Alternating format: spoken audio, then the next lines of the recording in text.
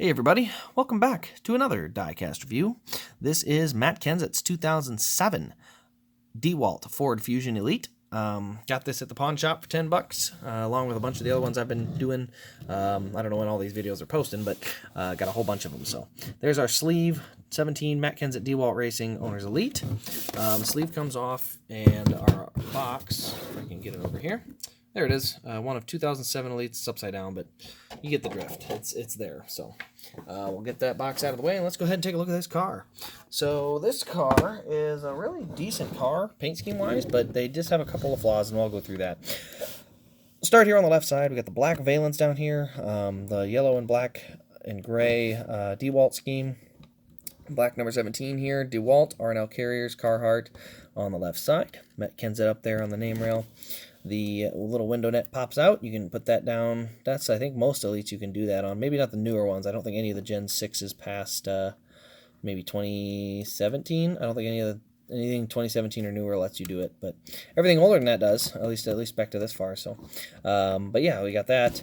Go to the rear of the car. We got Dewalt and Fusion. You can see the individual little spokes on the spoiler. There's our fuel cell in the back. And then, as I said, we do have individual little spokes, so that's kind of a neat detail. Silicone 2, DIN number is 271. The roof flap up here does open, or both of them do, but this one's got the tethers there, so you can see that. Get that folded back down, and then we got the black 17 up there. The black 17 needs to be a little bit thicker, in my opinion. I think the number's too small and not bold enough, because Matt's cars always had a much bigger number 17 than this, so the number on the door is a little bit small for my liking. But we do have the metal rims, Goodyear Eagles there. You can see the Fords around the Y-pipe, so you can see the two pipes coming out, one on each side. Let's go to the front here. You got the Ford Fusion front end. We got the little metal plate right in here. The black valence on there as well. USG sheetrock, and then Dewalt.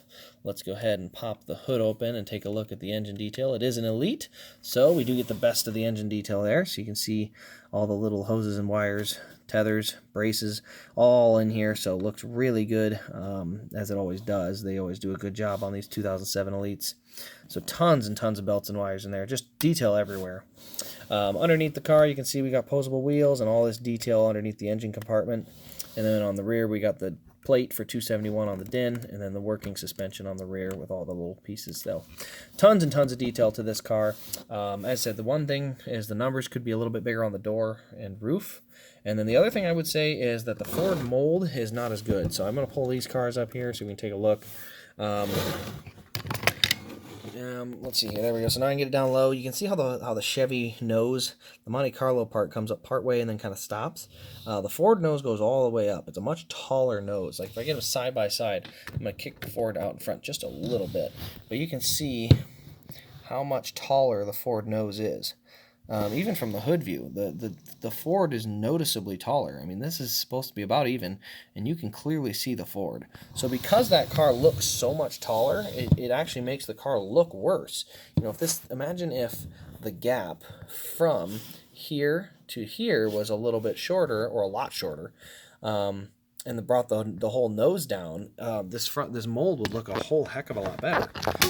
So that's one of my biggest gripes with the Ford mold on the 07s is, again, none of it's bad, but I do think it could look a lot better, because I do think that the tighter that fits, the shorter the nose is, the better it looks, and that just seems to be kind of how it works in about every single diecast I've got. Is the more, at least the Gen 4s, the shorter the nose kind of looks, and sometimes it's by vents. They'll have sticker vents on here or decal vents, and it'll make the nose look shorter, and it actually makes the whole car look way better. So, yeah, that's the only thing about Ford, is it is a tall nose. It's a tall car compared to the Chevys, and I think that hurts its overall. Any paint scheme in Ford I liked doesn't end up looking very good because of how tall it is. And then the numbers is the other thing, because even the Jamie McMurrays or some of those other ones, the numbers are too small and they don't look quite right. So, but overall, it's still a very solid diecast. Can't complain at all for a $10 car, but that's just for sure. I mean, if those two details were changed, I'd absolutely be keeping this in my collection. But